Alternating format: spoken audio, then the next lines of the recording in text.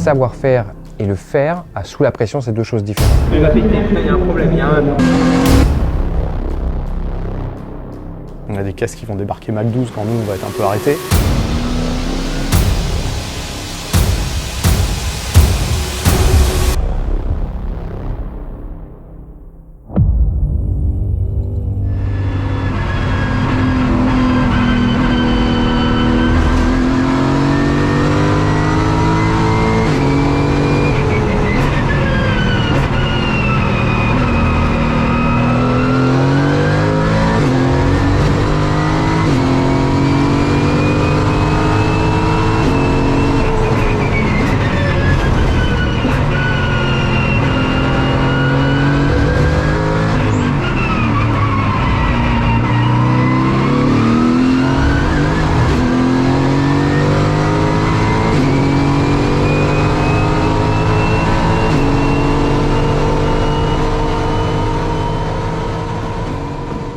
Le dernier tour, j'ai fait gaffe de bien rester dans toutes les track limits. Ouais. C'est un 2.080 et je suis resté dans toutes les track limits. Ok.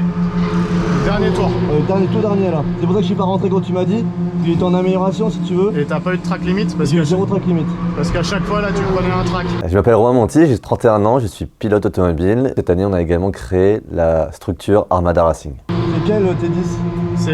C'est signe. T'es dedans. T'étais dedans 100% j'étais dedans. Je vérifie 2 secondes là-haut, sinon je te refais repartir.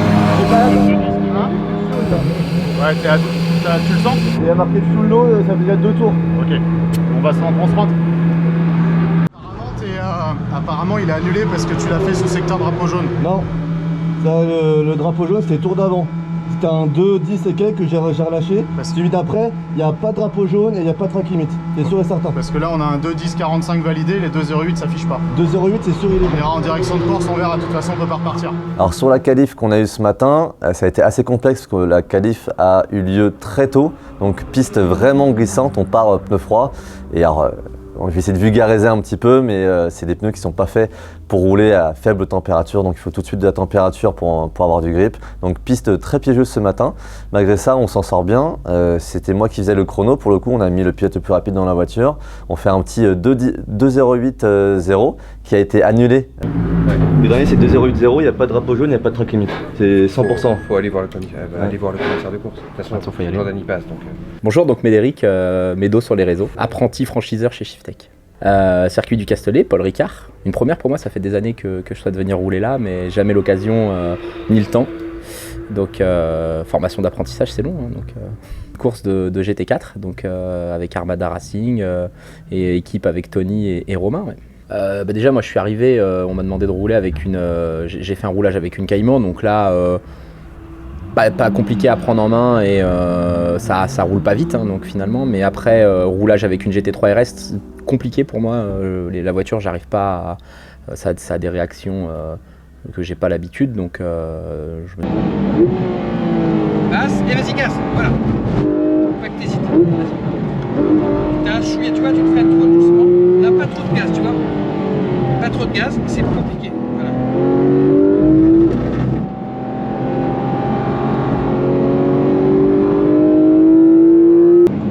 Je pensais pas, tu vois, qu'avec le peu de puissance et de coupe, parce que t'as pas beaucoup de puissance en bas régime, que le train arrière il serait autant sujet à la remise des gaztos. Eh si. Et pourtant il y a du poids à tout, j'aurais jamais pensé que ça serait ça quoi, tu vois. Je me suis pas mal fait engueuler et après la GT4 finalement au volant, je dirais que je retrouve un peu de facilité, la voiture elle donne tout de suite confiance. On a l'impression de rouler vite mais on roule pas vite, mais en tout cas elle donne vite confiance et on n'est pas, c'est pas, ouah, c'est un truc de ouf, c'est impossible quoi. Tu sais, j'avais oublié en fait, Oui, c'est pas les floppies, c'est vraiment la track, floppy, tu vois. la track. Et par contre, le dernier tour, j'ai vraiment fait gaffe partout sur le track limit. Et on a vu partout track limit, je pense qu'ils ont été hyper sévères. Ouais, mais je suis sûr et certain qu'il n'y a pas de track. Alors la Mercedes AMG GT4, c'est une voiture qui est très polyvalente, qui est très fiable. Pour la première course de l'équipe, on l'avait reçue 2 ou 3 jours avant la course et on n'a pas eu beaucoup à travailler avant la course et en fait elle nous a emmené jusqu'à la 12e place du général sur plus de 50 voitures, 6e de la catégorie. C'est une voiture qui est très polyvalente, qui est facile à prendre en main. C'est une voiture qui a poussé à avoir du sous-virage que du survirage, ce qui fait que pour les gentlemen drivers, les pilotes amateurs, c'est plus simple à emmener. Et c'est une voiture qui est très bien représentée dans les différents championnats GT4 à travers la France, l'Europe, le monde, ce qui fait que tu as aussi un pouvoir politique, un certain poids politique avec cette voiture, ce qui est plutôt top. Et puis c'est une bonne première voiture pour accéder après à plus haut, parce qu'après tu as la Mercedes AMG GT3, qui est cette version-là en plus grosse, mais avec la même interface à l'intérieur, le même environnement. Donc pour débuter, la AMG GT4, c'est une super caisse qui est prédictive. Par exemple, Medo s'est fait des belles virgules avec la voiture, il a pu rattraper la voiture, moteur en position centrale avant, donc plutôt progressif, donc vraiment agréable à rouler. Oui, tout était bien là. Elle est trop sûre un peu encore. Bah, c'est la piste là, c'est pas la piste. C'est la piste qui c'est une patinoire. On est parti à 9. De 0,8 quand même, une patinoire. Ouais, mais elle a mis les premiers tours, c'est devant. Hein, ouais, on a vu. Au départ, il n'y a pas de grip du tout, c'était patinoire pendant 3-4 tours. Quoi. Ça fait que s'améliorer au fur et à mesure. On te voyait, tu mettre du gap avec le mec de devant et tout ça. Je regardais tout ce que tu faisait. Oui, mais en fait, vu que au premier tour, je sentais qu'il n'y avait aucun grip, et le deuxième tour, j'ai continué à faire du longitudinal pour chauffer, tu vois, j'ai pas accéléré. On voyait que tu mettais la distance avec le mec de devant, et puis on s'est dit, bon, par contre, si il est obligé de mettre du gap, il peut pas aller vite, donc ça chauffe pas. Donc, Dans le dernier, hein. Là, il n'y a pas de drapeau jaune, il n'y a rien. Non, y a rien. Et la track, elle est clear, il n'y a strictement rien. Quoi. Bah là, sortie de qualification, on nous dit que soit track limite, donc on a dépassé les limites de piste, soit qu'il y avait un drapeau jaune et on ne pouvait pas améliorer le secteur. On a regardé la caméra, il n'y a rien du tout. Donc là, on va défendre notre peau parce que notre chrono a été annulé.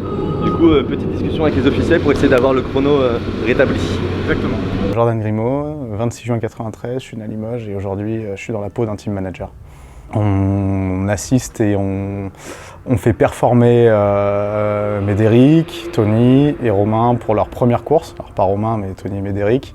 Première course de Roscar, course d'endurance, 3h45 de course. Donc moi je prends le micro sur cette course et j'essaie de driver un petit peu tout ce joli monde pour qu'on soit les plus performants possible, pour que tout le monde prenne du plaisir, de l'expérience. Et on a une course longue pour ça, donc c'est super. On est sur un beau circuit, on est au Paul Ricard. Donc c'est un circuit qu'on connaît, qu'on maîtrise. On a déjà roulé dessus avec cette voiture, donc on a déjà quelques datas à exploiter. Pas mal de conseils à divulguer à tout le monde. Et voilà, donc on est là pour ça et on prépare sereinement l'avenir en compétition du team Shiftech Armada qui j'espère verra le jour bientôt. Et voilà, point fort, point faible de la voiture. Ça c'est une très très bonne question. Point fort, sa fiabilité en premier. Fiabilité de la voiture, le fait qu'elle soit elle soit bien partout, sur tous les circuits, elle est très polyvalente, c'est une voiture qui est très polyvalente, elle va être rapide à peu près partout. Et c'est aussi son point faible, c'est que du coup, le fait qu'elle soit rapide partout va faire que les officiels du championnat vont souvent la dégrader en balance de performance pour qu'en gros les autres puissent nous catcher. Donc on va être dégradé en moteur, alors qu'on a beaucoup de moteurs, donc on est souvent une des plus petites voitures du plateau. Alors souvent je dis ça comme si je fais ça depuis 20 ans, mais on va être souvent la plus petite voiture du plateau en moteur, donc on va devoir se battre à peu près partout parce que on va se faire passer en ligne droite par des Caïmans ou même peut-être par des Alpines, quoi.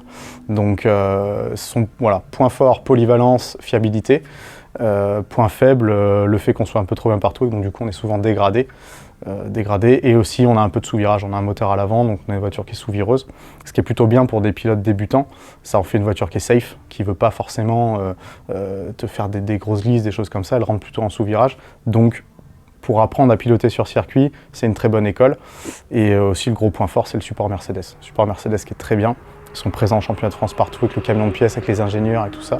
Donc ça peut jouer énormément. Si jamais tu as un souci, tu as un vrai support derrière.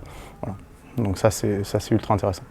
Et bah c'est bon, du coup on a discuté avec les officiels, on a montré le virage qui était en question et du coup on a montré qu'on était dans les track limites, du coup ça a été rétabli, donc on retrouve notre position et ça me fait un bon gap au classement vu que le tour a été réintégré, donc grand succès. Tony, 45 ans. Alors les craintes, elles sont à deux niveaux. Il y a une énergie folle et une envie et une émulsion dingue. Et l'ambivalence de se dire, on roule pour une équipe, on roule pas pour soi. On fait une sortie de piste quand on roule pour soi. c'est pas grave, on reprend en track day. Là, une petite sortie de piste, on perd 10, 20, 30 secondes. Sortie plus grave, on peut arrêter la course parce que soi-même on fait une erreur. Je pense que la première chose que j'ai en tête, c'est de me dire et si je sors la voiture et si la course s'arrête parce que je me trompe. Et puis la deuxième chose, c'est l'envie d'être performant. L'envie de se dire on participe à une aventure et rouler à 2,20 pendant 1 heure, c'est bien, mais rouler à 2,15 pour 1 heure, c'est beaucoup mieux. Donc c'est se dire on est en équipe, on se donne le meilleur de soi-même pour arriver à faire un résultat. Voilà. Vitesse.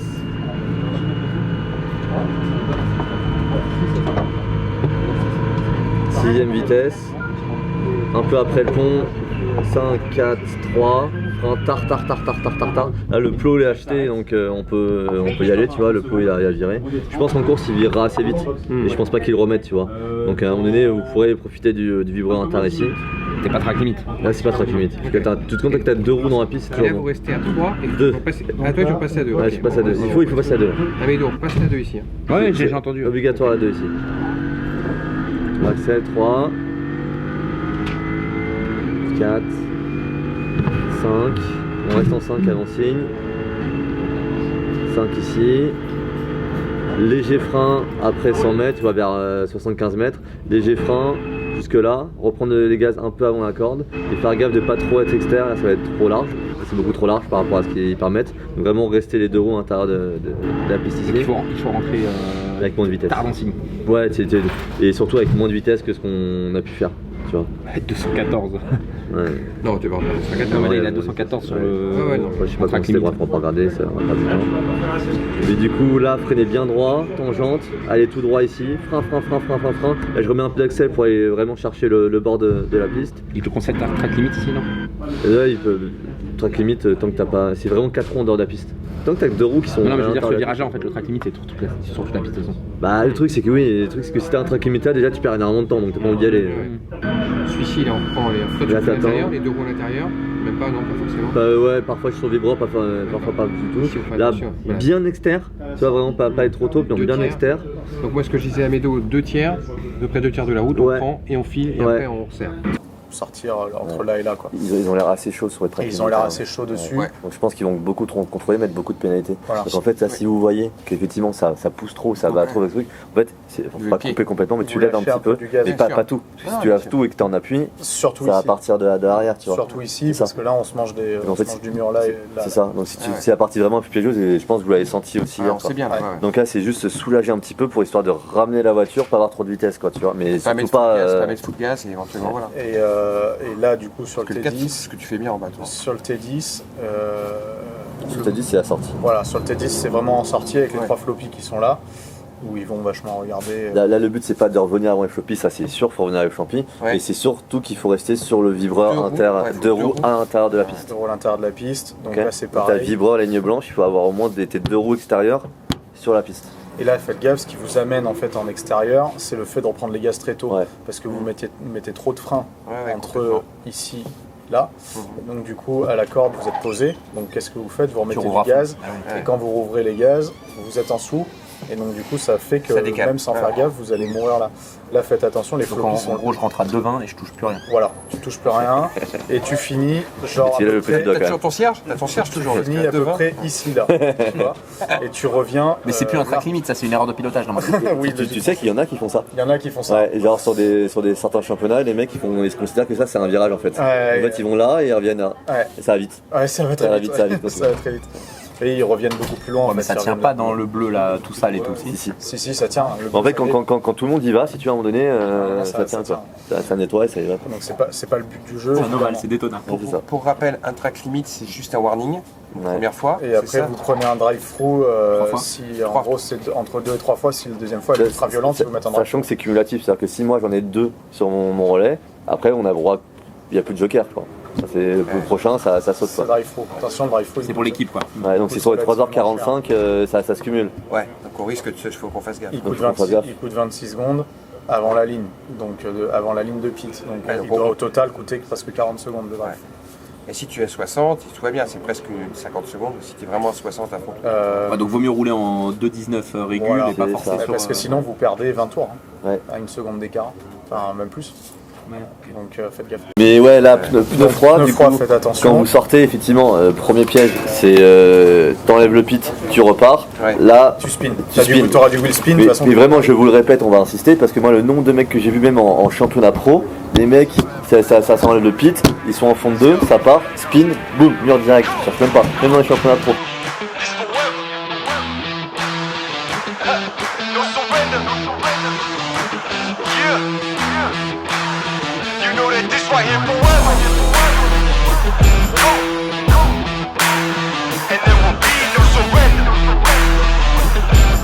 Now allow me to reintroduce myself. They call me River. You know, yeah, this right here forever.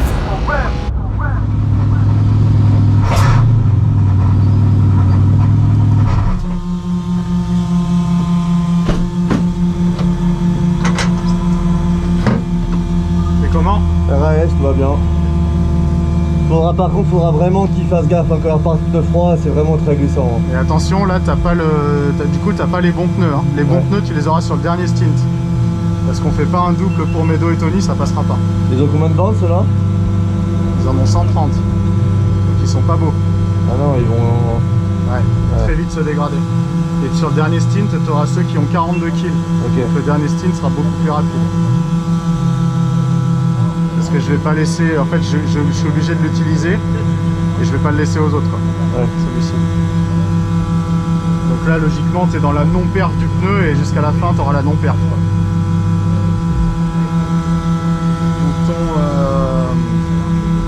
Ta péna se fait vraiment devant le box. Donc quand je te tape avec la sucette, toi tu peux t'enlever les harnais, tout ce que tu veux, tu n'ouvres pas la porte. Et moi, au bout de 30 secondes d'arrêt, j'ouvre la porte. Ok. Rappelle-moi bien encore une fois la pit, enfin c'est dire la ligne, j'appuierai sur le bouton. Ouais. Vas-y, essaie de la prendre là. Ouais. Il y a un petit délai. C'est-à-dire que ça sera notre sécurité délai. Ça fera une seconde de délai, mettons. De toute façon, je vais zioter. Quand je te dirai box in lap, je vais essayer de me placer genre debout, parce qu'en fait, quand je me cale un peu debout sur le mur des stands, je te vois arriver. Ok. Et je déclencherai à ce moment-là. Et tu mets, on va partir, on va mettre 5 secondes pour sortir de notre box jusqu'à la sortie de pit lane. Donc nous, on va partir à 2 minutes 15, du moment où j'aurai scratché, et eux partiront à 1,45. Ok. S'il n'y a pas de cafouillage sur les pneus et tout, et qu'on parte après, quoi. Voilà. T'as pas besoin d'autres infos? Il n'y a pas de transpondeur, il n'y a rien. Le transpondeur est installé déjà dessus. Il n'y a pas de changement de pilote, on s'en Le fout. driver change, tu l'as sur la tête. C'est ça Ok. le gros clos sur la tête. On va évacuer. Bonne course. À toutes. À tout à l'heure. Allez. Fais gaffe parce qu'à mon avis, les junts devant, ça va mal partir. Ouais. Donc soit tu leur fais les freins, soit tu fais du safe, quoi. De toute façon, je pense que je vais tous les laisser partir. Hein. Ouais. Allez, commande, baby.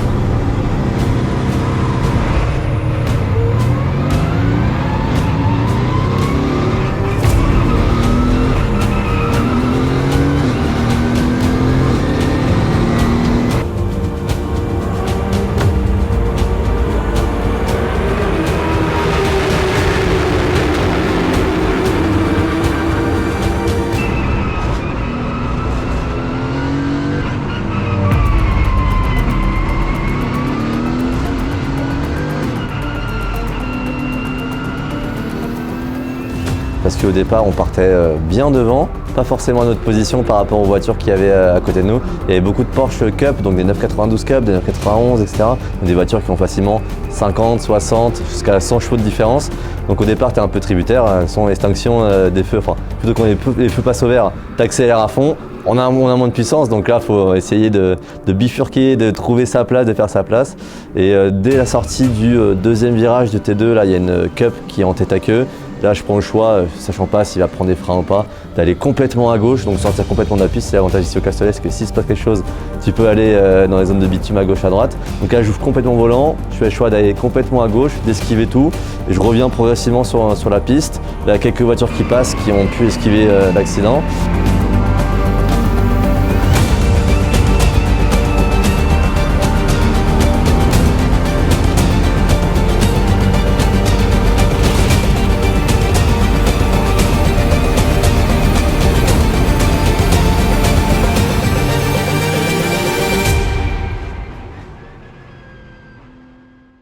Et par contre, à ce moment-là, je salis énormément les pneus. Parce que quand tu passes dans des zones comme ça où les voitures passent pas habituellement, c'est des zones qui sont sales, donc avec de la poussière, des cailloux, plein de choses. Du coup, à ce moment-là, je ramasse beaucoup ce qu'on appelle du pick-up sur les pneus. Donc c'est une couche un peu de merde que tu prends sur les pneus. Et ça reste pendant très longtemps sur le pneu derrière avec beaucoup de vibrations, des bouts de gomme qui s'en vont à droite à gauche. Donc début de relais pas simple, surtout que encore une fois, on se bat avec des voitures qui sont plus élevées que nous en termes de puissance. Et puis au fur et à mesure, on a commencé à faire notre place. Et puis je me suis retrouvé dans un petit peloton de 3-4 voitures avec 2 cups, une Vortex. Vortex, c'est un prototype avec pas mal de puissance aussi. Je pense que sur un tour on pouvait être plus rapide, sauf que ils ont un tel différentiel dans les lignes droites qu'on ne pouvait pas faire grand chose. Donc même si dans le sinueux, notamment en secteur 1, on arrivait à être à leur cul, leur faire un petit peu peur, etc. On tente à rien sur 3h45 de course. Le but c'est pas d'aller au conflit, surtout qu'en plus si tu vas là à cet endroit-là, ils te reprennent juste après à puissance dans la ligne droite. Donc on a fait très gaffe. Et puis après du coup relais sans embûche. On a pris les précautions. On a juste déroulé et à un moment donné, justement, j'étais trop proche des mecs devant, mais sans possibilité de les passer. Du coup, j'ai relâché un petit peu. J'ai essayé de passer et puis du coup, j'ai pu me recaler dans le rythme. En fait, comme ça a leur enlevé de la pression devant. Eux, ils ont pu améliorer leur chrono. Moi, derrière, j'ai pu améliorer mon chrono. Et au final, sur la globalité du stint, c'était bien. Sur le comportement de la voiture était bon. On est parti avec un set de pneus qui avait quand même pas mal de bornes. Nous, ce qu'on appelle pas mal de bornes en course auto, c'est 130 km. Elles avaient 130 km, mais c'est beaucoup en fait en sport auto. La gomme dégrade très vite.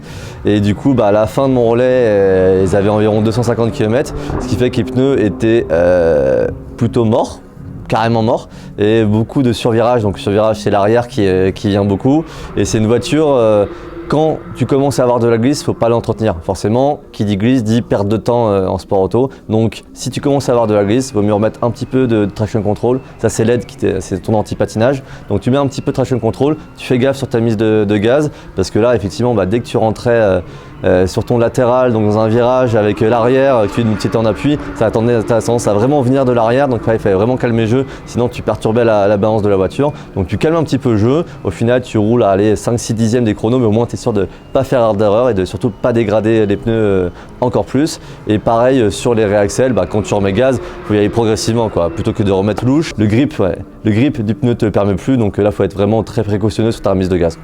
Du coup après on rentre dans le pit pour donner le volant à Medo. Medo saute dans la voiture, on fait le pit qu'il faut. Il est parti mettre de l'essence en repartant et il a mis changement de pneus aussi, donc il est parti avec des pneus frais et du coup des pneus froids. Et je pense que Medo, j'ai hâte de l'entendre après pour voir ce qu'il dit, parce que début de relais pneus froids, vraiment pneus froids c'est comme sur de la glace. On va voir Romain où est-ce qu'il donne le volant, ça va rouler moins vite, mais change des pneus, mettre du fuel et c'est parti pour 1 heure à fond, on va tout donner.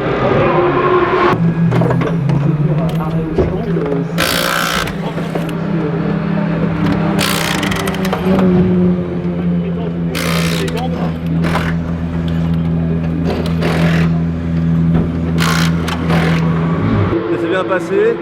On était dans des groupes avec des voitures qui allaient beaucoup plus vite, Porsche 411 Cup, la Vortex devant c'est un prototype. Et puis ils avancent à 20-30 km/h, fais gaffe à toi. 20-30 km/h de plus dans la ligne droite, donc au final on est resté sagement derrière, c'était pas notre catégorie. Donc pas pris de risque. J'ai préféré ramener la voiture à la maison, safe. Et voilà, par rapport aux autres GT4, on est loin devant, donc c'est bien passé. Ça y est, c'est fait maintenant. C'était cool. Quelques petits moments compliqués. Je suis passé hors trajectoire, j'ai chopé pas mal de gomme, du pick-up sur le pneu là, et plus de grip. Je me suis même dit purée, il y a un truc qui va casser, il y a un problème de frein, il y a un problème de... Voilà, le cerveau il était en mode je réfléchis trop, et ça vibrait dans la voiture, et la radio, j'appuyais sur la radio, personne me répond. Je me suis dit bon, il y a un problème, on va continuer, on verra bien, j'espère que ça va pas péter dans la ligne droite. Quand ça vibre à 240 là, tu te poses des questions, mais non, ça l'a fait, et puis après c'est revenu. On m'avait donné en target 2,19 de rythme, j'ai fait 2,18, 2,17, quelques tours en 2,20 ou 2,21 en se loupant, mais globalement le rythme était bon. J'ai réussi à remonter une voiture de notre catégorie et on a une qui est en panne, qui est tombée en panne. Donc pour l'instant, jusqu'ici tout va bien. Je sais pas combien on est, je crois qu'on est deuxième au moment où je donne le volant à Tony. Donc j'espère que Tony va aller au bout et qu'on n'aura pas de problème mécanique. On est 19 voitures en piste, donc pas beaucoup de bataille. Et finalement, on est moins vite, et je suis moins vite que pas mal de véhicules autour. Donc j'ai plus laissé passer les voitures qu'attaquer. Mais globalement, le roulage, quoi. Le roulage, 1 heure dans une voiture de course, voilà, c'est top, quoi. Le plaisir est là. Franchement, ça m'a pas gêné, pneus froids, conditions physiques, j'ai pas eu de soucis à part cette histoire de boule de gomme. Là, il y a 3 Carrera Cup des GT3 Cup qui m'ont doublé. Ça m'a fait, je me suis mis hors trajectoire tout seul pour pas les gêner et surtout pour pas me mettre en danger. Et ben j'ai pris pas mal de gomme usagée et ça m'a gêné. Donc ça, c'est le côté négatif. À la fois du stress et de l'émotion, voilà, du stress et de l'envie de bien faire et du plaisir. Voilà. 3, donc 2 tours, vraiment 2 tours avant de vraiment pousser dedans. Au bout de 2 tours, par contre, tu y vas vraiment. Le premier tour, c'est vraiment les premiers mètres, tu fais gaffe, et dès que tu sens que plus il y a de grip, plus tu mets du rythme.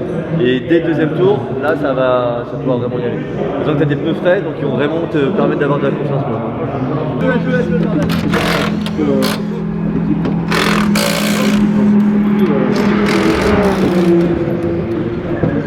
On va surveiller, voir s'il y a un moment numéro 38 en piste pour quelques instants, avant que le temps est dans l'intervalle. Eh bien, certains rentrent dans la voie des stands. Il s'agit de la Lamborghini numéro 33. Radio check. Tu peux monter un peu le volant? Radio check. Check radio, ça marche. Tu peux monter un petit peu le volant, s'il te plaît? Merci. C'est bon, merci. Bien. Affirmatif, j'entends bien. J'ai crevé, le pneu va péter, putain, il y a un problème. Dans ma tête, c'est passé. J'ai mis au moins 3 tours à rouler. La voiture, elle était inconduisible. C'est un roulage. Je me suis dit, mais qu'est-ce qui se passe? Des impressions à chaud? Pas facile, hein. Les mecs derrière, ils sont énervés et ainsi de suite, mais non, ça va. J'ai fait une petite erreur, je me suis fait larguer une fois.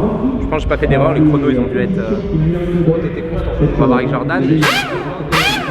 Ouais, voilà, 2,17, je crois 7, le meilleur chrono. Ouais, c'est cool, c'est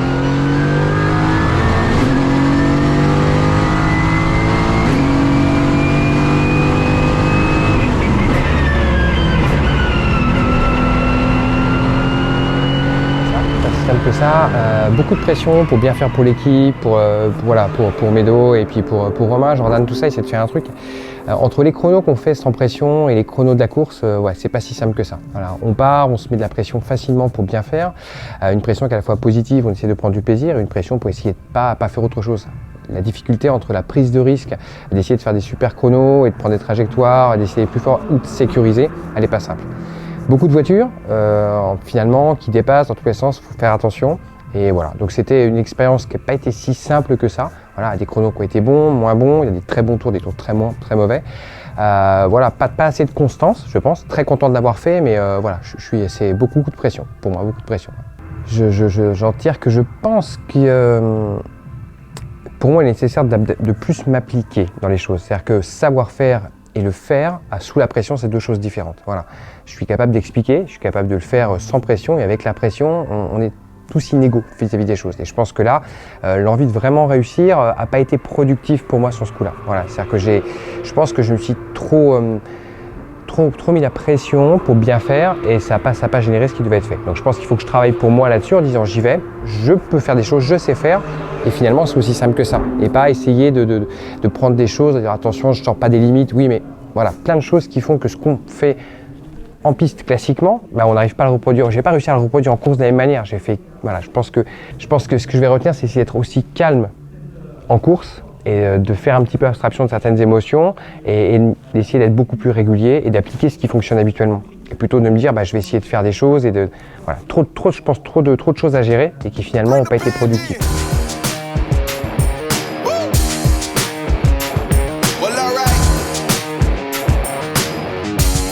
Yeah, they want me to fit in, but I can't.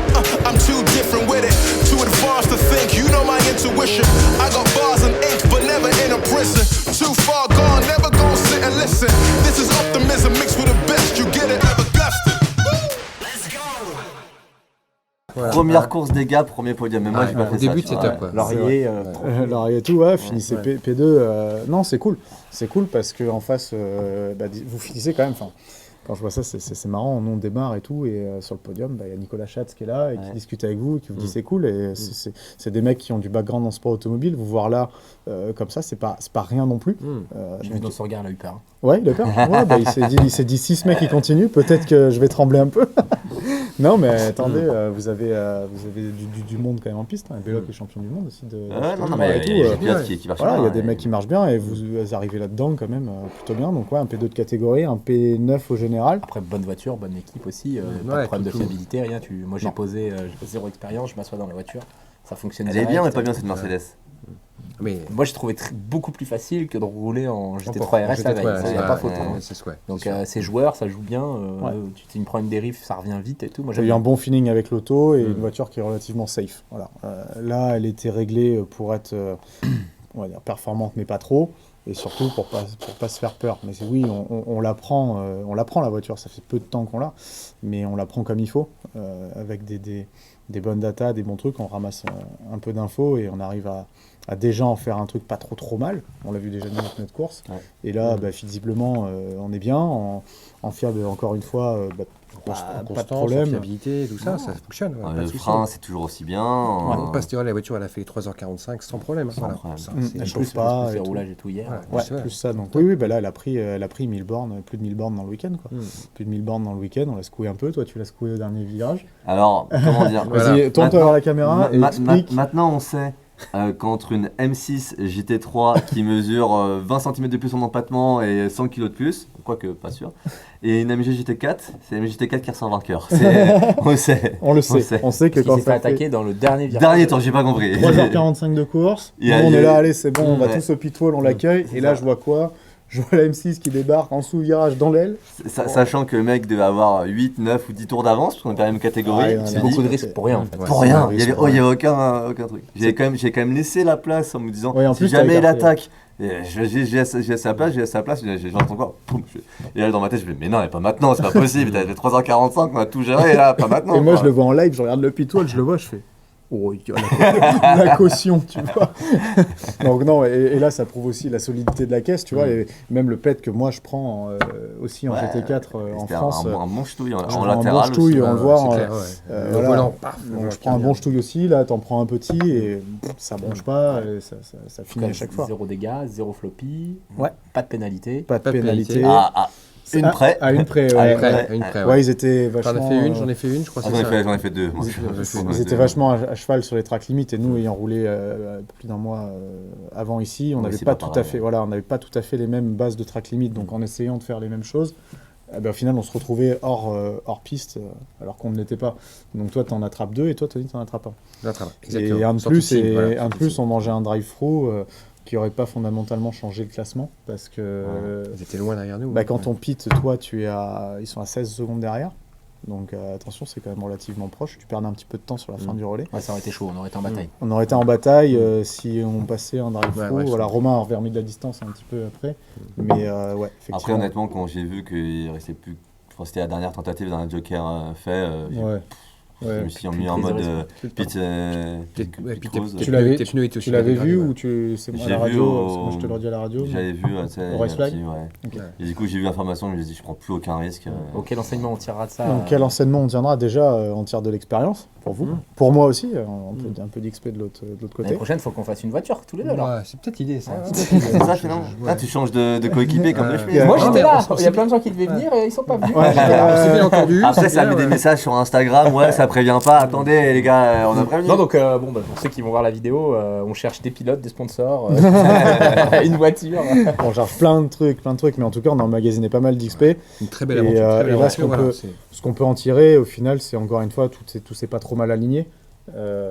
Entre vous qui débutiez, entre moi qui débutais en team manager, ingé, support, data, tout ça. Puis le petit là aussi, il n'était pas venu souvent. On ne connaît pas trop. Qui débutait aussi. Première course au Castellet, ce week-end. Ouais, c'est ça.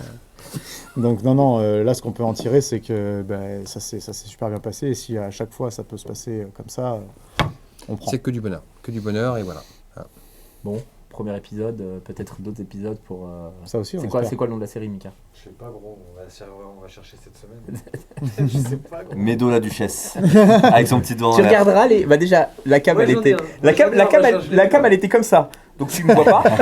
et là, j'étais comme ça sur le volant. T'imagines si la cam est comme ça qu'on voit quand même un petit doigt arriver. Oui, parce que voilà, ils se foutent de ma gueule. Mais bon, Parce qu'au turn 15, Médo il a son petit truc et il est couteau, donc il prend le Tu sais, thé, c'est comme Rossi qui met la jambe dehors pour la stabilité. Ouais. Le truc de Médo, c'est mais le finalement, petit doigt en la l'air, douceur au volant. Je suis pas sorti, j'ai rien abîmé. C'est vrai. Je voulais ramener avec les pneus nickel. Bah, on roule toujours avec le petit doigt en l'air, du coup. Ouais. Ce sera ta marque de fabrique. Bon, suivez-nous sur les réseaux. Romain Monti, star international. Donc C'est vrai, c'est vrai. Ils l'ont dit d'ailleurs. Hein, Il y a plus rien. ils l'ont dit au micro et tout. Star sur YouTube, hein, ils l'ont dit. Ils m'ont saoulé, Jordan avec 6 comptes Instagram. Putain, mais arrêtez les mecs, sans déconner, à chaque fois.